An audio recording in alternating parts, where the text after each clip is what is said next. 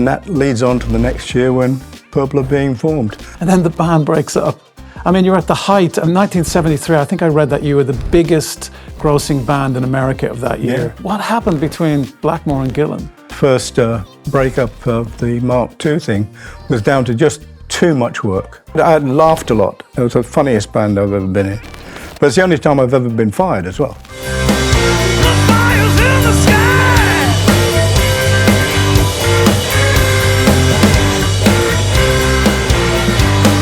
McCartney, you played with Paul. So that's great. How did that call come in? How did that happen? I was in my kitchen, the phone went, and Jackie, my wife, picked it up and said, "Oh, it's somebody from Paul McCartney's office for you."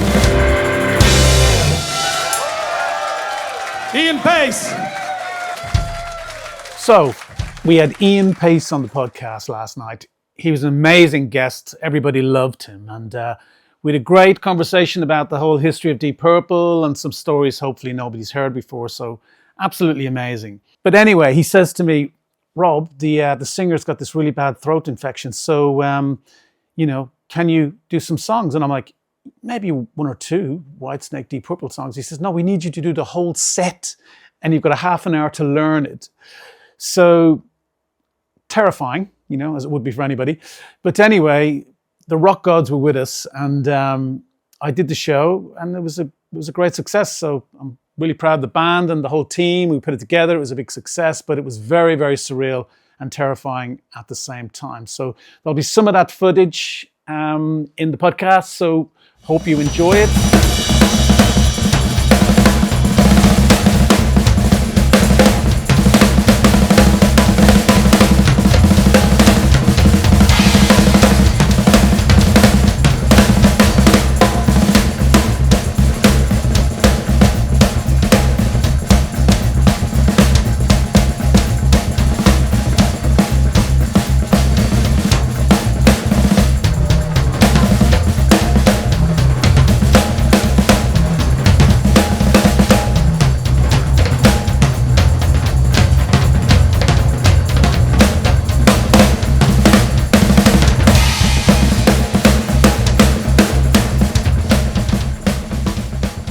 Ian, show last night, amazing. I have to say, sat there, stood just over there watching you the whole night. I was absolutely blown away.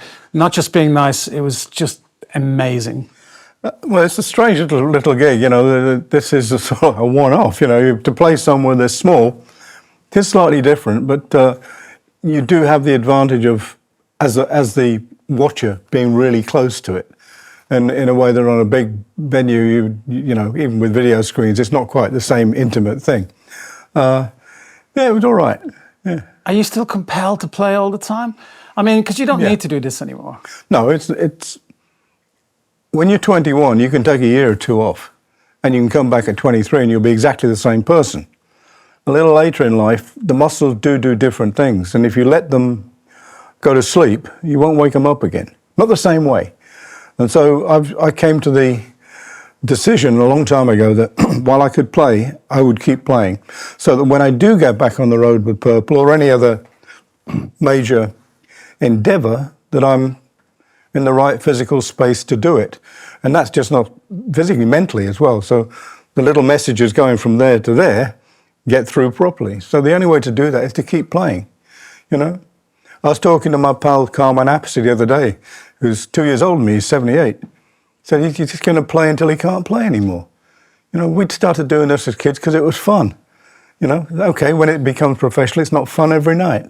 We all have a Monday morning occasion, But when you can do it, you should do it as long as you can. Don't stop, because you won't get going again. And you don't do any kind of exercises to keep fit, or? No, I've always been lucky in the respect that even though I am self-taught, I seem to have done a lot of the things correctly. Okay, I see pictures of me playing as a kid. Yeah, I'm hitting too hard and I'm wasting energy in the air, but it was a different time. You had to hit hard then. There was no monitoring on the drums. There were no mics on the drums, but you still had Marshall amplification whacking it out. So, all the generation that came up really had to play quite hard. And if you were someone like Bonham, didn't really matter. You were a big, beefy, burly guy, and when he hit something, it stayed hit. You know, I'm not. So I had to find different ways of creating that volume without killing myself. And I used a little bit of technique, you know, to let the instrument do more of the work than I was. It looked like I was still hitting on, but I really wasn't.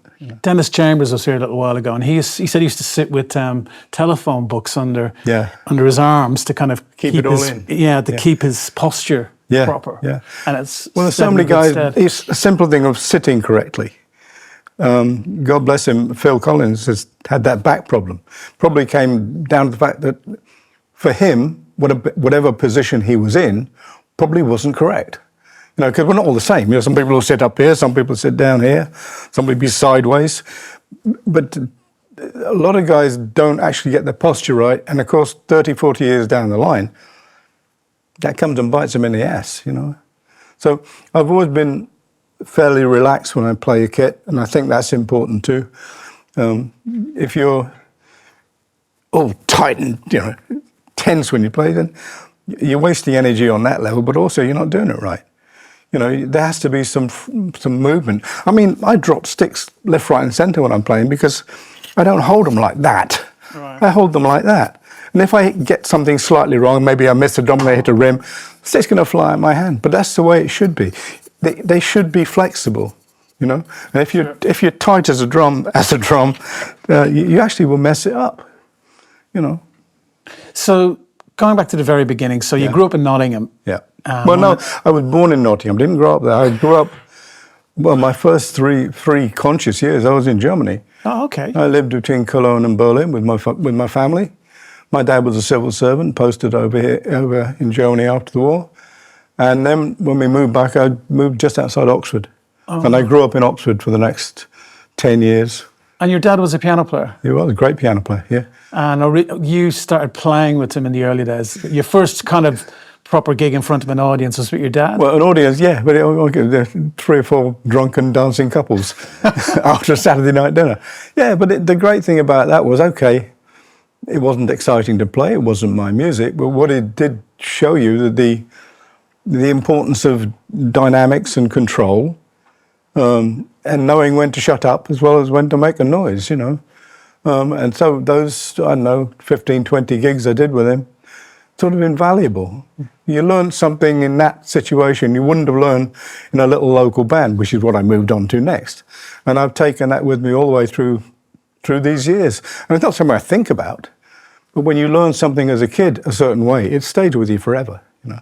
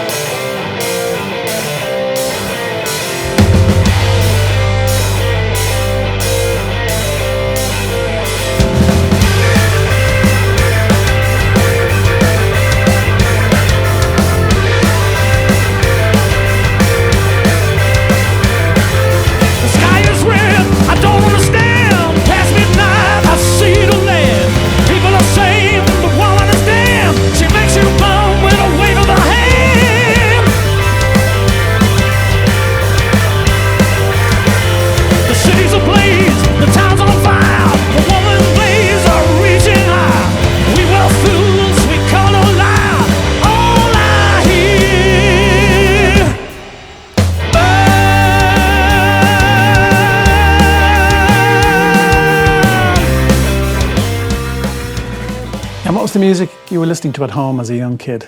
Well, there wasn't much to listen to. We only had Radio Luxembourg.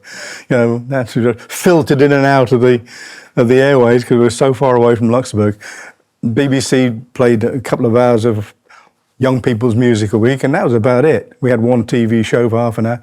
So it was all Radio Luxembourg and listening to whatever the pop tunes of the time was. You know, for beginning of the Beatles, all that stuff came through. And of course all the American music of that period. And of course Tamla Motown and Stax and all the records that we couldn't even get in England. But it, you know, it played from Radio Luxembourg. I think a lot of Brit musicians got their first inspiration from that very, very distant radio station. Yeah, that's all we had. And you had an older brother, so was he bringing music into the house? Sorry? You had an older brother, didn't you? Oh yeah, no. Barry, he wanted to be a drummer, but he was born at the wrong time. There was that fracas between us and Germany between 39 and 45 took care of that because he was born in 38. No, he never really got the chance. And by the time he got to be the sort of age I started, he had to go in the army. They still had national service there, so from 18 to 21 he was in the army. 21 he was married and started having kids, so that period was never there for him, So no, I don't think he got in it enough to miss it. Sure. I think he would have liked to have done it. Yeah. Georgie and the Rave-Ons. That was your first kind of professional gig. Well, it was the first amateur band, semi-pro band. Amateur's the wrong word. Semi-pro band. We were earning some money, not much. Yeah, we had a really good little band, and we had this really good singer, a Scottish guy called Georgie Adams, and that was Georgie, and he was really, really good. He was a strange-looking little character. He was as broad as he was tall, and never try and pick a fight with him. Right. Tough little fella from Glasgow. No, that was fun, but the thing that happened there was we became part of that sort of club dancehall circuit, opening for other bands. And of course, you eventually meet the same bands on different gigs. And it's just through that frequency of playing the same places that I got the offer to move away from the Rave-Ons and join what was then called the MI5. Okay. Yeah. Yeah, and that was the first real break. The hardest break I ever had to move, leaving your first band. Yeah, because I sort of knew if I left, it would fall to pieces, and it didn't immediately, but it sort of did very soon afterwards. But you have to make those decisions when they come. Right. You go straight on, you turn left or you go right, and you hope you make the right choice. But you have to make a choice. Sure. And from there, of course, 2 years later, because I'm now professional at the age of 17. 2 years later, I'm in Hamburg, and then Richie sees me. And that leads on to the next year when Purple are being formed. So it's just connections, Right. And sometimes they're quite close, and sometimes they're very tenuous. But you play something, and somebody sees you, and they like what you did, and they remember, which is what happened with Richie when our singer, Rod Evans, applied for the job at Purple. Richie remembered him, but he also remembered me. Right. That's how I got the call to maybe have a tryout, see if it worked. So Rod Evans and Hush, that was the first huge hit. Yeah. And so that must have been exciting, 1968, Yeah. sort of young lad, 17, going out to America. Well, you go back, whenever I hear that record on the radio now, I still sort of like it. It's still sort of got That's a great tune. It's still got a wonderful sort of lope to it. It just grooves along. But all I can remember of it, the whole album only took 8 hours. I mean, we had 2 4-hour sessions in the afternoon, 4 tracks each day, and Hush was one of them. And we've been practicing it in the rehearsal room because we hadn't really done much in the way of gigs. And we just played it the way we would have done in the rehearsal room, and just got captured at a really nice piece of music, Yeah, I heard it in Once Upon a Time in Hollywood with Brad Pitt and Leonardo DiCaprio. Oh, yeah. It's one of the top songs. It's fantastic. If you see the film, it's amazing when it comes in. Yeah, no. Hush and that kind of samba feel. It is. It's Brazilian. Bizarrely. Yeah, it's a samba, but it's a rock and roll samba, and that's what makes it work. Whose idea was that? Jon Lord, yeah. Yeah. He had this just idea of taking it away from the little pretty country tune that it was, and just giving it that rhythmic pulse. Even from the intro where he's belting the Hammond, it's all da da da da da da da. So he's setting up the samba before you even get to play the thing. Yeah, there's some things you do, and you look back and think that one was all right. Yeah, that was a good one. That one. So jumping a little bit ahead now, Yeah. so Rod Evans and Nick Simper sacked, and then you bring in Gillan and Glover. Yeah. Or did they leave? What's the story? Well, Nick didn't like the way music was going. He didn't like the direction that the three of us, John, Richie, and myself, were just naturally moving towards. He didn't like it. He was much happier with what had happened in the past. So he wasn't happy. And because we were slowly changing musical direction, God bless him, Rod's voice couldn't go there. That's not what he was built to do. And so it started to become more and more difficult for him and almost impossible for us to actually end up with the music we wanted to make. So that was a difficult thing to do. I really tried to step aside from it because it'd been my pal for the last 3 years, you know. Sure. So really it came down to Richie and John to make that call. And I was still a baby then. I was 20, 21 years old. So that's how that happened. You can never, you look back and you can always say, well, now finest hour, but it had to be done.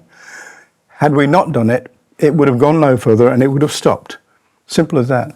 Because music was changing and you can only work to the strengths of the people in the band. It was interesting. I was listening to, because I know that Ian came from episode 6. Oh my God, you've listened to that stuff, I'm sure, over the years. Oh, yeah. It's amazing that they saw that rock singer in a singer that was singing that kind of stuff, because it was so, like, I would never have thought he could be the rock singer that he is today. Quite a big pop band with 6 people. But Mick Underwood, who was drumming with episode 6 at the time, just said to And Richie, Roger Glover was in the band as well. Yeah. Well, Roger came as a sort of like byproduct. But Mick said, look, to Richie, I know you're looking for singing, you got to listen to this guy. He said, don't worry about what the records are, listen to what he can do on stage. So Richie and John went along to some small club they were playing, and Gillan did one of his up there screams, you know, and Richie and John were sold. And then we were going into the studio, and of course by that time Nick had left, so we didn't have a bass player. And so Ian said, well, why don't you get Roger to do the session? So Roger came up, did the session, it was all great. And it seemed, okay, we got a bass player, we don't need to look again, you know. Right. It all worked, it felt all right. And so Roger sort of came along by proxy and stayed. It's serendipity, man, the whole business works like that. I mean, in the albums that you ended up doing, the Mark II version of Deep was incredible, like all those Machine Head and all the hits came out. It wasn't just us. It wasn't just us. The bands at the time, you know, you got Zeppelin coming out, you got Sabbath a few months later, then you got Ian Anderson's lot. Jethro Tull. Yeah, Jethro Tull. And so there were lots of bands trying to break new ground in their own way, doing similar things but in a totally different way. And it was just throwing away the shackles. There was nothing you couldn't do, whereas the previous generation were told what they had to do and they couldn't do anything outside of it. You know, you were like the Shadows or you were like Cliff. It was all sort of show busy, and that all changed. And the record companies were being really good businessmen, realized that they were selling something about which they knew absolutely nothing, right, but they were smart enough to leave it alone and let the kids get on with it. And that's where all those great bands, those great records were allowed to develop. Let the kids get on with it, you know, because it's not all the same. It's all related, but it's all unique, you know.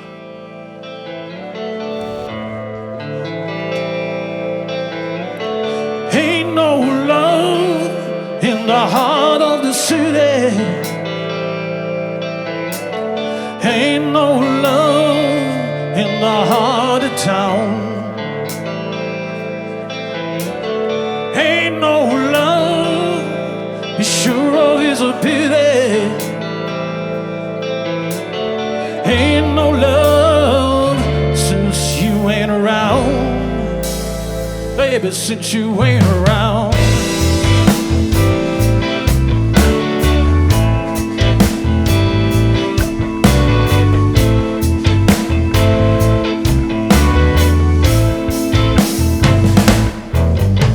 There ain't no love in the heart of the city.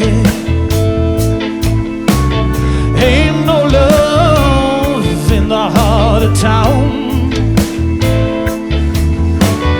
Ain't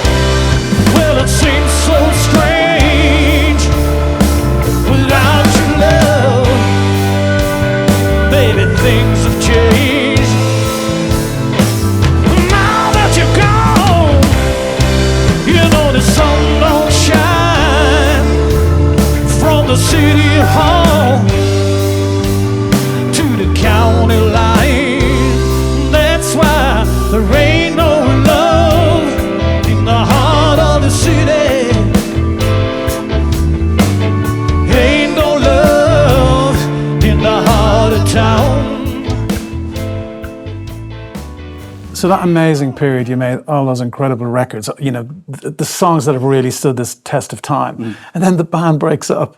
I mean, you're at the height of 1973. I think I read that you were the biggest grossing band in America of that year. And then, I mean, you think, hey, sweet, we're the biggest band in the world. And then what happened between Blackmore and Gillan? Well, not everybody gets on with everybody all the time. And personal differences, which should never be allowed to get in the way of what you're doing, Right. get in the way. And sooner or later, things go bang, and you look back and you go, what the hell did we do? You know, why was that allowed to happen? In our defense, that first, that breakup of the Mark II thing was down to just too much work. The management got them, they're both gone now, so I can say what I like about them. Nobody expected a band to last more than 2 or 3 years. So they were, you know, taking the golden goose to lay as many eggs every day as they could. So they kept working. And eventually that, even though you don't know it's a conscious pressure, it is. Yeah, sure. And eventually you do need to turn your back on it for a little while. And if they'd have just said, hey guys, take 6 months off, that would never have happened. But I mean, with six US tours in 1 year, 2 records, European tour, you know, eventually you lose touch with reality. Sure. And it doesn't take much for that twig to break, you know. And I think that's what the real problem was. And Machine Head, you recorded that in Montreux and in an old hotel, is that true? And you were supposed to do it in a casino. Yeah. Well, the whole idea was to get out of the UK studios, which were basically set up for orchestras and acoustic music. Trying to get a decent or aggressive enough sound out of the studio was just impossible. They were just flat and dead. They were there for 4 guys playing violins or somebody singing against a jazz trio. They weren't made for what we were doing. So we said, when we're on stage, we get a really good sound we like to play with. So let's try and sort of like a controlled environment where we know it's got a good sound. So, you know, when you work in the studio yourself, half the time you've got to put tape all over the drums and take out the ring because microphones don't like the sound that, you know. Well, if you're in a really good room, you don't need to do any of that. Just make sure the drums are in tune and the room will give you the sound. Right. But if you have a room that has no sound, then all these little discrepancies that microphones pick up like that, it makes it no fun as a drummer to play the kit. You'd rather not touch them. Right. You know, you hear on stage the snare drum go bang. In the studio it would go duh. Well, duh is not exciting. Bang is exciting. And it leads you to do different things. So we didn't really get out of that. The Fireball track, we got away with that one, but in Delane Lee's studios, which was okay. But we found that when I took the drums out into the hallway, it made a much better sound. So we did most of the other tracks outside the studio. You know, you didn't have to do anything to the drums. Close mics, minimum. Overhead mics, maximum. You still got impact, but you got all this air around the drums. You know, it just sounded wonderful. And you could play them. You didn't go, oh God, this is really awful. You know. And sort of getting with the Smoke on the Water on the Machine Head record. Yeah. So the funny story about that, from what I was reading yesterday, was that you recorded that album in the hotel, but you were going to do it in the casino. The casino, and that's the casino that was burned down, and that's where the inspiration from Smoke on the Water came from. Yeah, well, so if that hadn't been burned down, maybe you would never have had that song. Well, we'd had the backing track, but we would never have had that lyric. No, the Smoke was the only one not recorded in the Grand Hotel, which is where we moved to do the bulk of the album. We were offered the chance to record in the ballroom in front of the Grand Hotel, and it's a lovely sound in there, but no soundproofing. Right. You know, and sleepy little Swiss town in the middle of winter. You know, we wouldn't be allowed to continue just keeping everybody awake. But we were just getting a sound check from Martin Birch, the engineer, and we just had the duh track, which was Smoke. We did a quick arrangement of it and played it 2-3 times, and the police told us we had to stop. And it just got put on on tape, and we forgot about it. It's only by the time we'd finished the record we realised it was too short. It was one track light. Wow. And then I think Martin said, what about that first thing we did when we were getting the sound? So we put the tape up and it sounded all right. By that time, of course, the casino was just a bunch of ashes. And so Roger and Ian came up with the idea of doing a story about the whole process of writing it. And it was, with Montreux, you got mountains both sides of the lake, and the downdraft from the mountains came down and it hit the smoke coming up from the fire, and it just carried it across the lake. Wow. So the smoke was just like fog, just drifting. Well, look at that, smoke on the water. And Gillan went, oh, that sounds good. Amazing. Yeah, and that's how it all came about. Again, it's so many variables that if one of those things isn't there, it wouldn't happen the same way, you know.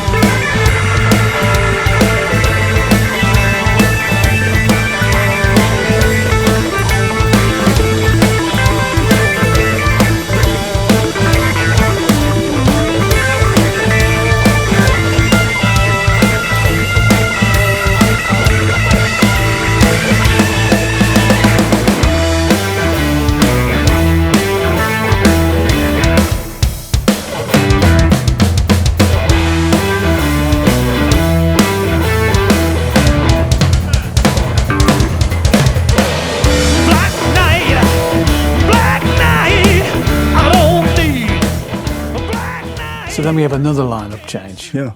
So then you move on to bringing Glenn Hughes in first and then bringing in Coverdale. I also read that Paul Rodgers was approached at one point as well. We asked Paul, and at the same time, we just agreed to form Bad Company with Mickey Ralphs and those guys. So he was tied up, couldn't do it. I don't know if he'd have been the right guy for it. Nothing to do with the fact he hadn't got one of the best voices in rock and roll. Might not have been the right thing for him or for us. Right. But you know, a great voice is a great voice. Glenn had a great voice, but it was all high register stuff, and Richie wanted a slightly more rocky bluesy thing. So having Glenn in the band was great because we had a slightly different rhythmic pulse with the way he played bass, and we had, although he wouldn't want to accept it, a really great second voice, because I understand why he would not appreciate that, being a great singer in his own right. So that's why we looked around to get somebody in with more in a like Paul Rodgers-y type thing, a bluesy bass thing, right? But in much lower register, much more manly type sound, you know. And that was great fun for a little while, but it was always obvious that Glenn didn't like being not the vocalist, you know. Right. And quite rightly so, you know. But you know, you accept the gig or you don't. You know, there's no easy ways around it. So that was a big direction change. I mean, Yeah, those records, I love those, Stonebringer and When you change 40% of a band, you're going to get a different result. Because when you are curating your own music, what comes out is an amalgamation of all those different ideas. Now, if you change 2 out of 5 people, then you're going to get different ideas coming through and different ways of approaching it. So it is different. Same thing when Tommy Bolin came in the band for that one record. He plays guitar a different way, so you end up with different stuff. You know, people will either like it or they won't like it. Nothing you can do about it. That's the only solution you're going to get from those 5 people. You know. Yeah, incredible. I mean, those 2 records, I mean, they're so different. I mean, some of them sounds like Little Feat to me at times, you know, which I love. Yeah. And so it must have been fun for you to try something different as well as a drummer. Yeah. But you know, you of course you want to try new things. Of course you do. But at the back of your mind, you're also understanding. Well, I hope our audience comes with us on this. Right. Some will, some don't. Nothing you can do about it. This is where we are now. We hope you like it, but if you don't, well, that's the reality of this time. Some people loved the changes. Some people thought it was awful. But what can you do? You know, You don't worry about it too much. Just get on with it and do it the best you can. I mean, we're rolling through it here, but I mean, so obviously then they fall out, and you've another fallout, and then you get Tommy Bolin in, as you said, and Tommy, like from the James Gang, and Yeah. an incredible Billy Cobham he'd worked with, and a host of Moxie, some amazing bands. So, but he had some issues as well, didn't he? Well, yeah, he, you know, like a lot of a lot of American musicians at that time had big problems with the certain chemical substances. I'm not saying the Brits didn't have it. We didn't seem to have quite many of them. And so we never really realised how badly he was trapped into it till towards the end. But Tommy he was two characters. On stage, he was so fragile. One thing went wrong, he fell to pieces, couldn't deal with it. In the studio, where everything's under control, he was so inventive, you know, and that's really where he was totally happy. On stage, he looked the business, but if one thing screwed up, the show was gone for him. He couldn't deal with it. And that again is another talent of being on a big stage. When everything goes right, it's not a problem. When things go wrong, you've got to be able to do that. You know, you've got to fight your way through it. So 76, obviously it falls apart because of his problems. You didn't think about really getting another guitar player after Bolin, or is it just... No, because Glenn was also in trouble there with things he shouldn't have been taking. I mean, he's quite honest about it. And it stopped being fun, you know. So to lose Tommy and Tommy and Glenn, being impossible to work with them anymore. The three of us said, look, it's been great, but it's not great anymore. Let's do something else, you know. So then you break up. Yeah, that was it. And that was like 8 years of a breakup. And then you went into Paice and Lord, which was again a funky kind of... Yeah. But John and I trying to find something where we could keep it going, but in a different direction, you know. Putting together Deep Purple Light would have been stupid. Yeah, know? sure. So we did that, and God bless, we had the similar situation with Tony Ashton. Tony, in the 200-seat club, totally happy. Something twice the size of this, where the audience are right there. It's great. In front of a big audience, not the same creature. And we built it around the fact that Tony could communicate with people on this incredibly nice social level. It didn't work, you know. It cost John and I an absolute fortune to get it together. But we realised that, you know, it was always going to be short-lived, which was a shame, because it was good. And you went into Whitesnake then after that? Yeah. Well, Dave Dowell was the drummer in Whitesnake, and something wasn't working there, so David asked me if I want to join for a while. So that was good. I had laughed a lot. It was the funniest band I've ever been in. But it's the only time I've ever been fired as well. Yeah, why did he fire you?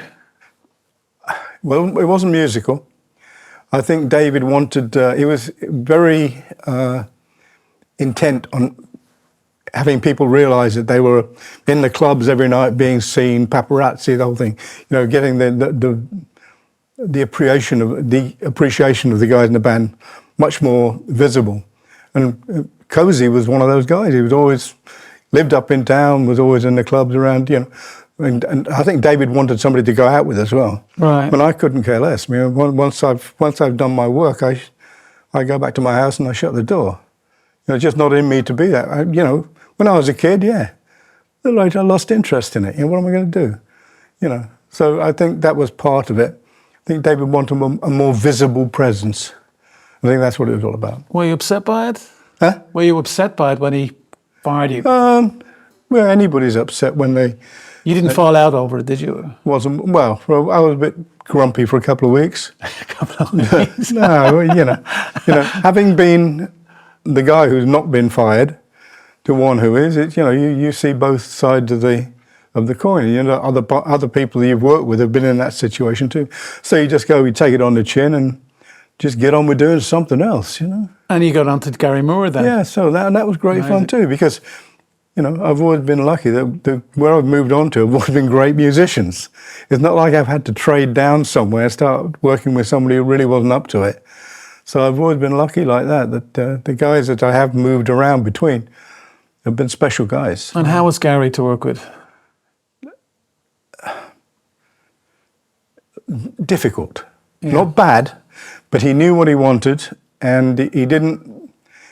didn't like to move away from that very, very much.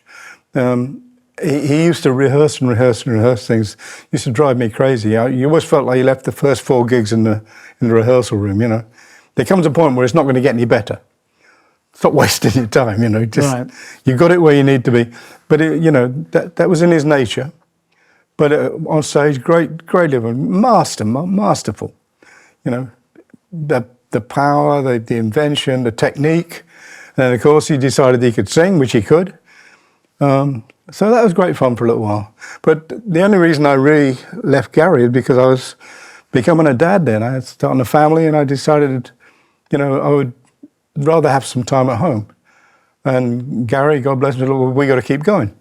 And that was fine and dandy. So it was a very amicable split, you know. Right. So then you get Purple back together again. Yeah. And that's the classic lineup again, isn't it? Yeah, yeah. And that was great for 2 years until the obvious personality differences started making themselves known again. And that's where it started to go wrong for Richie. Nobody really enjoys it when you're not acting as a unit. If you've got 4 and 1 or 3 and 2, it really becomes very, very difficult. Ian is a totally different character to Richie. They see the world in totally different ways. And instead of what should have happened is that accept that people are different. Right. That just didn't seem to be possible. More so, I think, from Richie's point than Ian's. But hey, people are different, and you can't even point fingers and say one's to blame, one's not. It just broke apart, you know. Richie wasn't happy. I also believe that Richie wanted to be the band leader, because that's what he was with Rainbow. It was his band, he called the shots, and it's once you've had that control, I think it's very, very difficult just to go back into a band and just be one of the guys. Right. Because not everything you want to happen is going to be done, you know. It's 5 people, there's always going to be a result one way or the other. If it's 3 against 2 and you lost the battle, you accept it. I don't think Richie saw it that way. And then Jolyn Turner comes in for a while, doesn't he? Gillan leaves again, then Jolyn Turner. Yeah, well, turns up. the thing with Jolyn is it's a 2 sides of the coin thing. Joe was never the right person for the band, but we couldn't find anybody who could sing. What Joe can do is sing. He's a great singer. But Joe gave us something totally invaluable. He gave us a year to get things sorted and get Ian back in the band again. Without that year, it would have just fallen to pieces and stopped again. You know, there was no way that Ian and Richie would be able to get together in that short period of time again. That year, 15 months, whatever the hell it was, gave it time, the water time to settle. Right. And that's, yeah. That's And then Richie leaves again for the last well, time. again, we'll all have our own idea about what that was. I think Richie tried to force us into making a decision to make him the band leader. Right. And I wouldn't say we called his bluff, but when he put his notice in, I think he expected us to go, "Oh, Richie, please don't go." Right. Well, nobody did that. And then, of course, you sort of painted yourself into a corner.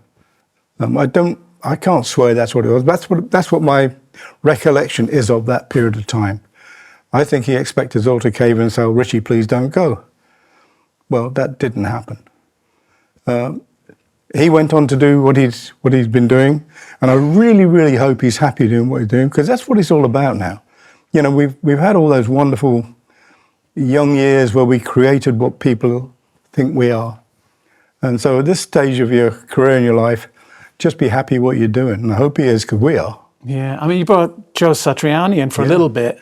Yeah, Joe was great. We couldn't keep him though. We knew we couldn't keep Joe because he was signed to a different record label, and he'd made a record and he'd taken all the money, and he had to, by contract, he had to tour the record for 18 months. Right. That means we couldn't do anything for 18 months. So, but oh, it's great fun playing with Joe. Again, masterful, complete professional, great fun to be with, great joy. And how did you find Steve Morse? Well, when we realised that Joe had to go and do his own stuff, it's a matter of making a list of who's available, who's good. And basically everybody had, on everybody's list, there was Steve Morse. Because you knew we could get him, because he was in control of his own destiny. Right. He'd run his own band and the whole thing. The other guys that were on the list, I can't really remember too many of them now, but they were all problems. They were all tied up with different projects, Right. or different record companies, and all sorts of things that made it very, very difficult. So Steve being available, and with his track record of what he could give a band, we decided that that's the way it would have to go. So we asked Steve, and the only thing Steve said, so I don't have to wear stage clothes, I'll be all right. Because at one point I think you were going to ask Rory Gallagher. Yeah, but having known Rory from a few years before, that would have been a problem too, because, God bless him, he did like to drink. And Mick Ronson as well. Yeah. But Bowie. I mean, you had the pick of the best of the best. Yeah. When you've got somebody with as much musical ability as Steve has, it takes him onto a different dimension.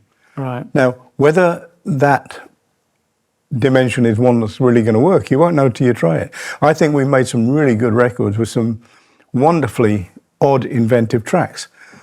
Some of the purists will say, well, it's not the Purple they expected to hear. Hey, that's just the way it was. But I listened to some of those tracks, and nobody else would have come up with them.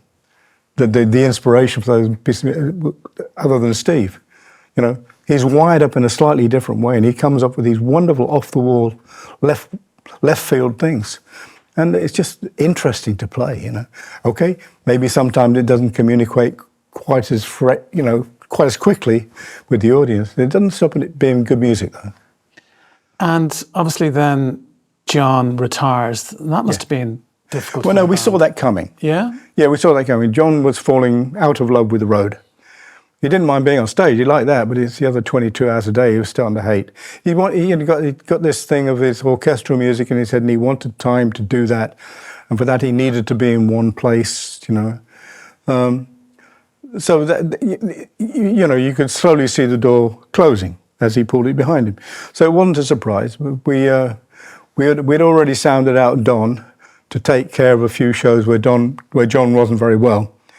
And it just seemed like a natural fit. So when Jon decided that he didn't want to do it anymore, luckily Don was right there to fill the gap straight away. So obviously then he dies in 2012. I mean, that must have been a blow, because I know you and Jon married twin sisters. Yeah. So you must have been very close. Yeah, we were.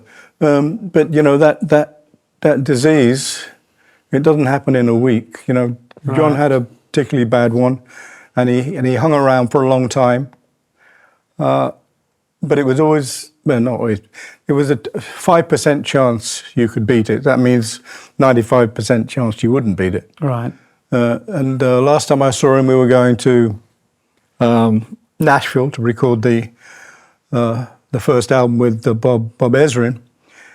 And I just remember looking in his eyes, and I thought, I won't see him again. I know that feeling. And it wasn't that, I just think he doesn't want to be here anymore. Right. Life is not fun anymore. And a week later, he popped off. Yeah. And that was really sad. I mean, I know Sarah Lord, his daughter, quite well. Yeah. So then, obviously, Steve leaves because obviously Don Airy came in to replace Jon, and then Steve leaves, and then you bring in. Well, Steve had to leave because his wife was really ill, the same sort of problem she had. She had a terrible disease, and family comes first, Yeah. Now, there's no way either one of you can actually win on this, if that's the right way of saying it. He had to be with the family. We couldn't stop it. We couldn't stop the vehicle rolling along, because again, it wouldn't start up again. So with complete understanding from both sides, we said, look, Steve, you've got to go look after your family, but we have to continue. And that's how that happened. There was no nice, easy way out of it, but for both of us, it was an impossible situation, And Simon comes in, and Simon McBride. Yeah. And that's the latest lineup now, really. And Simon is a sweetheart to work with. Again, he's great imagination, great technique, So once again, we've never had to trade down. We lost somebody really good, we put in somebody really good. And I think that's the people will accept that. If they see it slowly fizzling out, become like a shadow of itself, then they'll drift off themselves, and quite rightly so. But where they connect with it and say, okay, it's still Purple, then it's okay. So, bit fun stuff. McCartney, you played with Paul, and that must have been a bit of a pinch yourself moment, because you're a Beatles fan, obviously, as we all are. Yeah. So, well, it's great. How did that call come in? How did that happen? Well, I was in my kitchen, the phone went, and Jackie, my wife, picked it up and said, "Oh, it's somebody from Paul McCartney's office for you." Yeah. So they said, "Look, Paul's going to make an album between so-and-so dates. If you're not doing anything and you're in the country, would you like to do the sessions?" Well, what do you say? You say, "Nah, mate, so I'm not interested." Of course, you say, "Yeah, I'd love to try it," you know. And so they gave us the outline of what he wanted to do. He just wanted to do an album of all the songs, not all of them, some of the songs that switched him on when he was a kid, which made him want to be the guy in the Beatles, you know. Sure. And so he had all these songs from when he was a 15, 16, 17-year-old that he thought, I want to try and do. Some of it was Little Richard, some of it was little-known, you know, pop bands of the late 50s and things.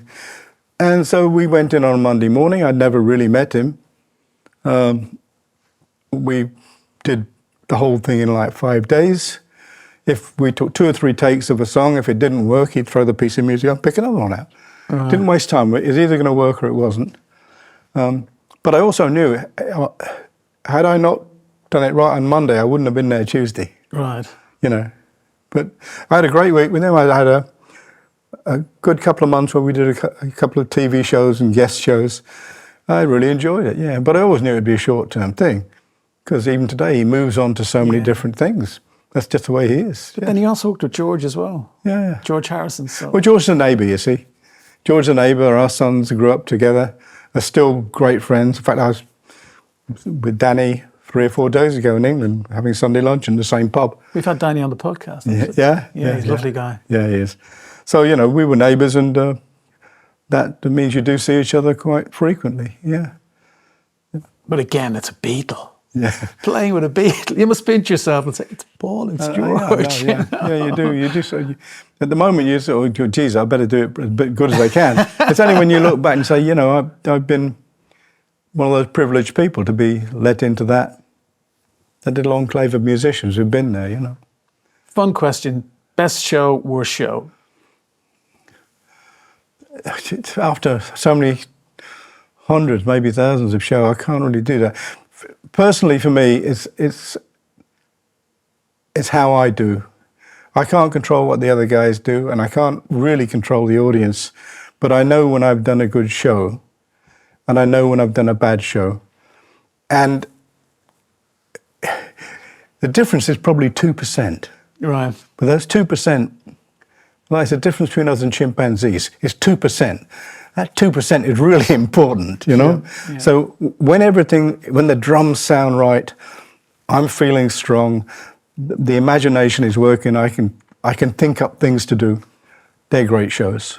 It's when the drums don't sound so good, or I'm not feeling like I should, and I'm just not in the zone, then it's a real trial. Yeah, I'd rather be sat at a bar somewhere just drinking 4 or 5 pints of beer, you know, and then it's hard work. Right. But when you're right, it's the time flies by, and you come off stage, you're fresh as a daisy. Nothing is difficult. Everything just flows. They're the magic shows. There was a show you did in Bolivia that was quite bizarre, if I remember. Why? Bolivia? 30,000 feet or something. Well, yeah. Ian and I had oxygen bottles to take a hit between each song. Right. Because there is no oxygen up there, you know. And you're expected to do the same sort of stuff. Me to a certain extent, but Ian, you know, it's all breath. Yeah, of course. So that was different. Another gig I heard where I think this was back in the early days, where Blackmore set his amps on fire, and it burnt a hole in the stage. I think it was 250,000 people, and I think it was 1973 in California. Yeah, California Jam. Well, he wanted, we knew it was being videoed by, I think it was ABC, and he wanted to have some massive visual effect for the TV thing. And we'd not done anything with pyro ever, So he thought, well, we put some gasoline in the back of a Marshall speaker cabinet and set fire to it, see what happens. But there was no rehearsal, So the roadies put some in, and we think that'll be enough. No, I better put some more in. So I put some more in. That'd be enough. Put some more in. Of course, by the time they finished, it was a bomb, because it's an enclosed space, like a bomb. So when the thing was lit, it erupted. The whole thing took off. You can see Richie gets blown forward by the force. If you see him sort of take off and move like 2 yards further forwards, I mean, I'm like 5 meters away from it. My glasses blew off. You see my roadie holding its sides with laughter. So, it was something, but it was out of control, that's for sure. I have to say that one of my favorite albums, I mean, I love so many of them, but Made in Japan was one of my favorite records. And you've done like 40 live albums. So I think it kind of says the band loves live albums because you feel you're at your best when you're doing live albums. But you're free to do all the things you're not free to do in the studio. You don't have time constraints. You can create a whole new thing for that night. And that was an important time for the band where the band was red hot. Everybody was playing very, very well. And we just managed to capture the essence of what we were at that moment in time with a beautiful record, Some of it's a bit grandiose, some of it goes on a bit long, but the playing on it's staggering. Yeah, that's an amazing. It sounds great as well. Yeah, it's sonically beautiful. It's a great mix. Yeah, I think it's only an 8-track recorder. I think 2 tracks for the drums, 2 tracks for the audience, 1 track each for the other guys. And one of the best live albums of all time. Yeah, amazing. And then I just remembered you did a gig with the Velvet Underground. Well, I did apparently, but I don't remember it. No, that's not true. I do remember it, but I didn't know who the hell they were. Right. It's only when, I don't know, about 10, 12 years ago, somebody said, you played with the Velvet Underground. I said, no, I haven't. Oh, yeah, you're on one of their records. I don't know that. I was in New York, and I had a couple of days off, and they were going in the studio, and their drummer couldn't make it. So somebody, do you want to do the session? So I said, sure. They paid me some money. I turned up for 3 hours and did a track or 2, I can't remember. And then I forgot all about it. I didn't know who the hell they were. It's just when somebody said, well, here's the record. He played me like a cassette of it. Sure. It sounds like me. It is me, but that's all. We had no recollection of it at all. It was 3 hours out of my life, 50-odd years before. Wow. So I don't remember it. So your style, your swing that you're famous for, do you think that comes from listening to those early swing records that your dad was playing partly in your psyche somewhere? Yeah. When you're a kid, you absorb everything. And those influences, they stay there with you. There's nothing you can do about it. If you want to get rid of them, you couldn't. That's just the way it is. So when I play, what I call what I do is big band rock and roll. Mm-hmm. That's what I do.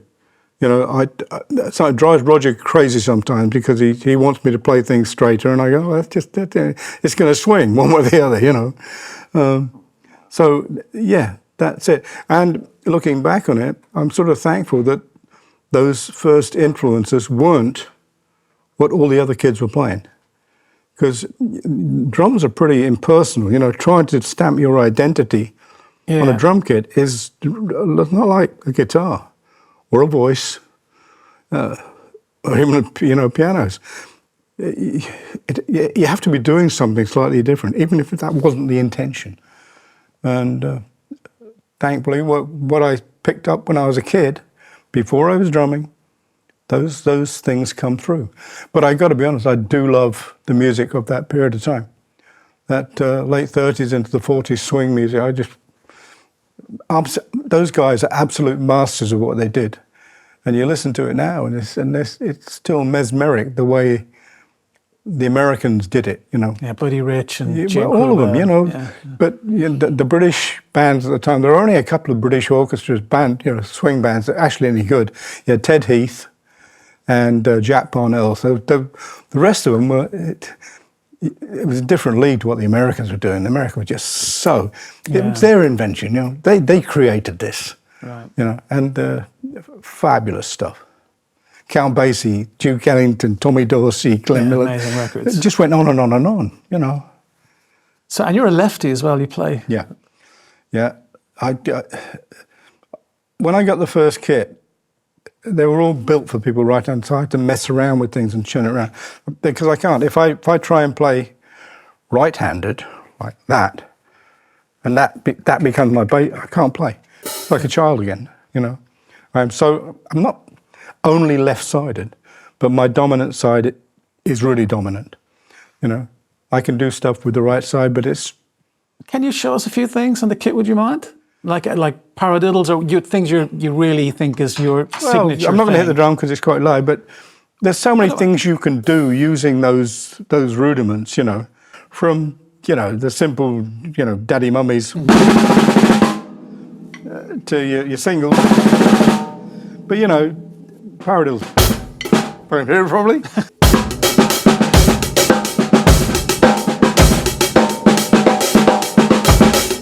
Just taking those exercises and making them rhythmic, just finding something in it, The U401 thing was.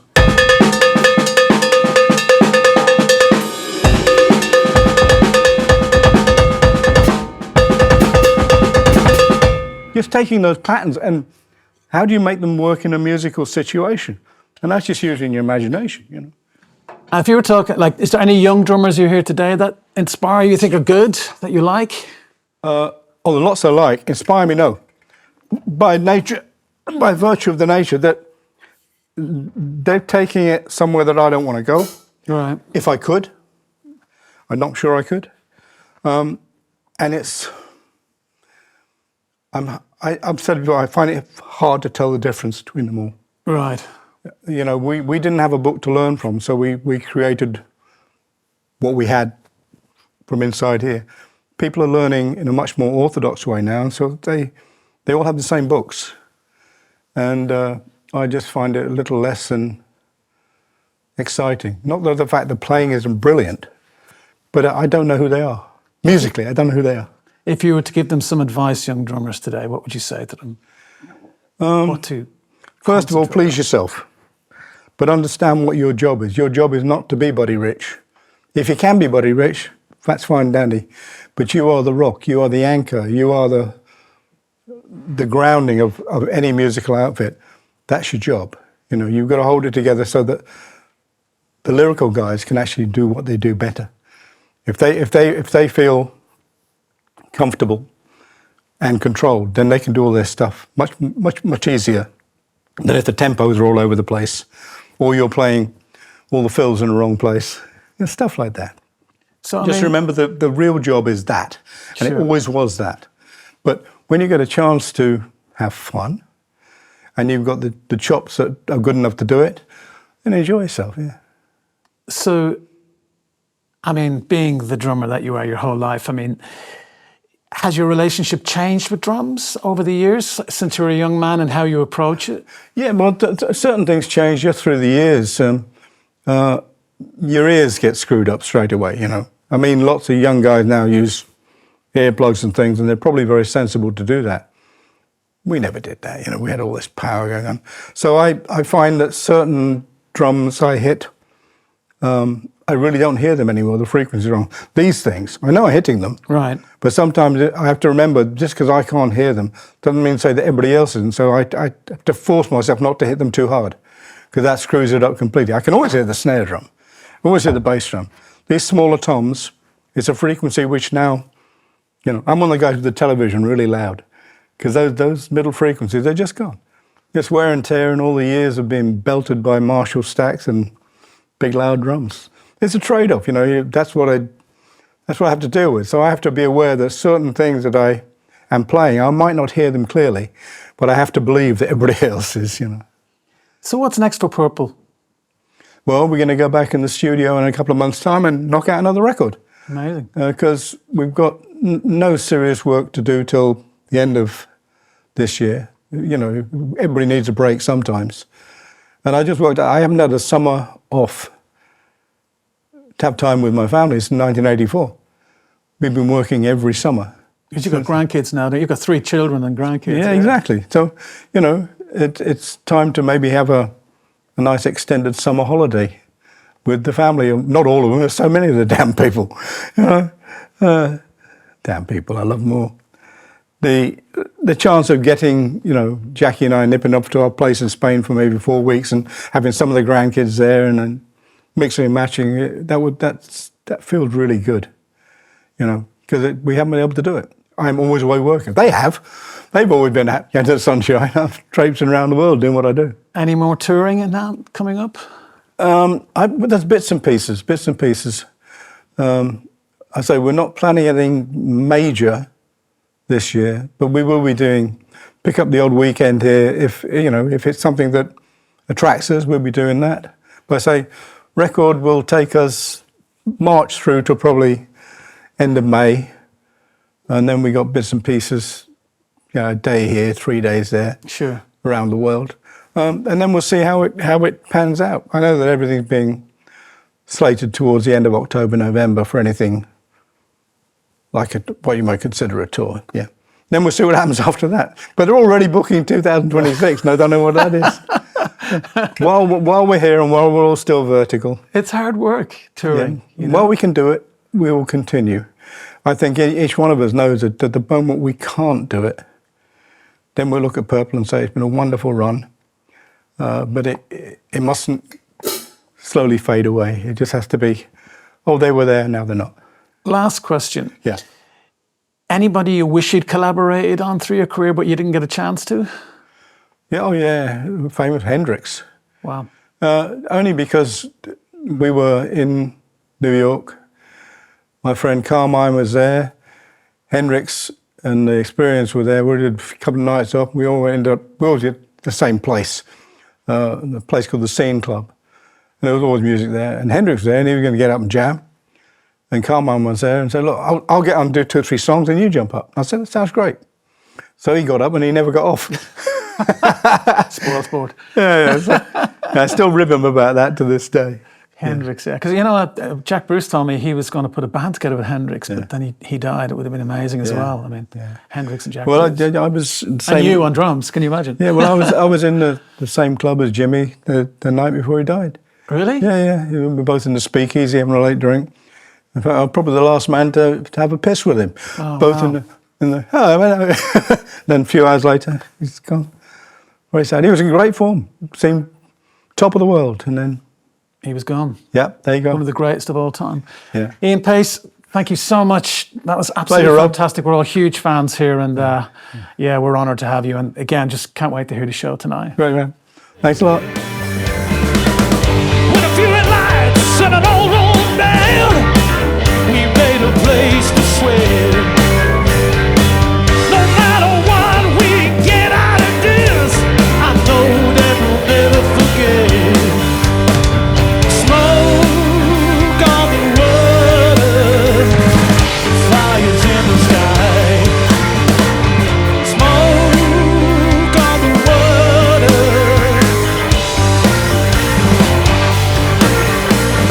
Smoke on the water, the fires in the sky. Sing along. Smoke on the water, fires in the sky. Come on. Smoke on the water, the fires in the sky. Smoke on the water.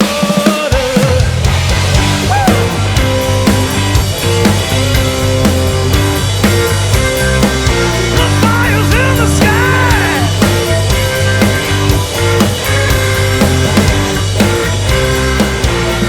Oh yeah. In the sky.